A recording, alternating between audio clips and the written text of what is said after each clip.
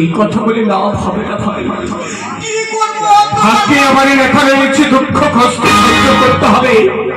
এই অন্ধকার কারাগারে না জানি কবে আমরা মুক্তি পাবো। এই অন্ধকার কারা হয়ে জানি কবে মুক্তি পাবো।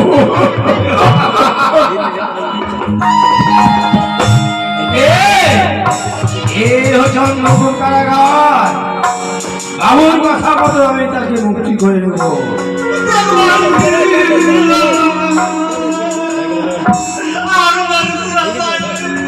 আমি তোমার একে একে সবই